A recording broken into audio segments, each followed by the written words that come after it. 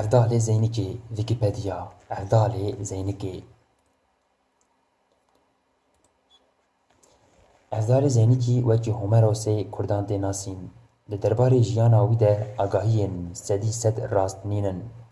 Nivîskar Ahmed Aras li ser jiyana wî pirtûkek nivîsiye ku ew pirtûk hevpeyvîna bi neviyê Evdal re jî dihewîne. Di destpêka 1080 de li gundê Cemalwêrdiya girêdayî ya Dutax ku niha girêdayîya Agiriyê ye jî dayîk bûye û di sala 1913 de li gundê Qanciyana Qereyaziyê jiyana xwe ji dest daye. Evdal temeneke pîr dirêj çiyaye. Gorî neviyê wî Emerê Zeynîkê Evdal sed û deh salî zêdetir jiyaye û li seranser Kurdistanê geriyaye. Evdal çûye xwezana Edenê, Dêrsimê, Diyarbekirê, Nexşîwanê, Malazgirê, Elazığgirê û Îranê. Dengbêja Sirmelî Mamed Paşa bavê Temo pisporê Qulîngan Siyarê Kûvî ji navê Evdal in. Evdalê Zeynîkê di stran û destanên xwe de pir behsa Qulîngan, Temo, Gulê, Korbûn, Xîzanî, Qalbûn û bêbextî her wekî didike. Bavê wî di zarokatiya de miriye. Evdal bi navê diya xwe Zeynê an Zeynîkê tê minaskirin. Heger mirov ne dîrokzan be û bi tenê ji destanên wî re rêçe baş û mirov jiyana Evdal wiha ava dike. Evdal lawê Zeynîkê ye.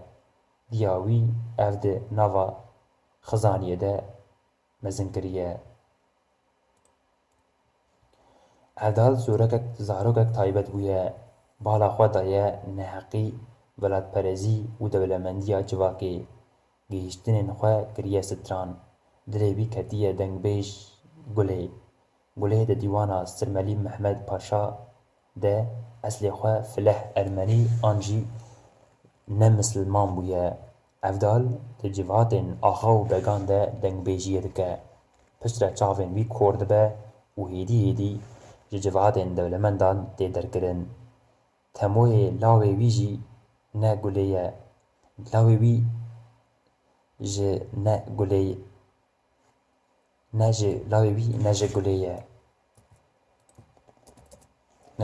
ye. Evdal ev zar kêleka rê da dîtiye û ev biriya mala xwe. Ev zarok di kêleka rê da dîtiye û biriya mala xwe. Di straneke xwe de dibêje wî Temo di daristanekê de dîtiye û ji xwe re xwedî kiriye. Temo dibe sitara Evdal. Temo pê destê bavê xwe digire û li pê koç û keriyan digerîne. Bijîşkeke Îranî çavên wî sax û derman dike. Lê mixabin Evdal êdî kal e. Bila mirin hebûya Qalbûn tune nebûya. Evdal bi hezaran stranên dengbêjiyê diafirîne. Mixabin piraniya wan êdî nayên bihîstin. Celadet Elî Bedirxan dixwaze stranên Evdal tomar bike. Ji dengbêjê navder Ehmedê Fermanê kîkî alîkarî dixwaze lê pir bi ser nakeve. Evdal di dengbêjên hemdemî wekî jina xwe Gulê, Sêwî Silo, Şêx Silo her wekî din re dikeve pêşbirkan lecê. Carekê bi rawestan sê roj û sê şev didome ew pêşbirk û Evdal bi ser dikeve. Evdal kê dibe bila bibe mamosteyê dengbêjiyê ye. Mehmed Uzun bi navê rojek ji rojên Evdalê Zeynîkê pirtûkek li ser Evdal nivîsiye.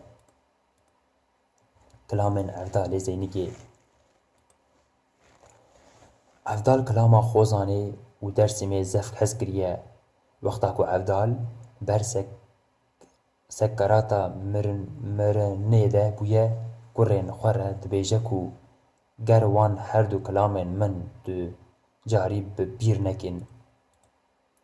Wey xozanê dîber şêxronî hayê li min lo mîro lê axçik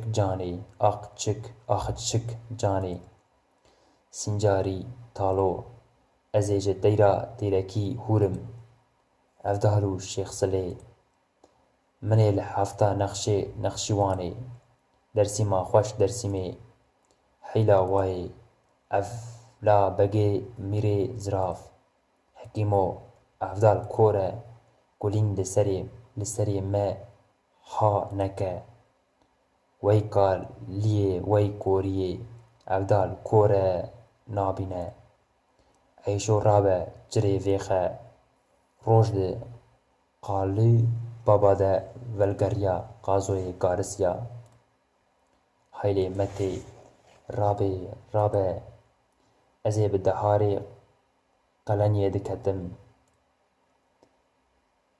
di wejeyê de Ahmet Aras şaîrê Kurdê ye efsanewî hevdalê Zeynikê Mehmet Uzun rojekî rojên hevdalê Zeynikê Ehmed Cengîz hevdalê Zeynikê Bülent Gündüz hevdalê Zeynikê Ronî War hevdalê Zeynikê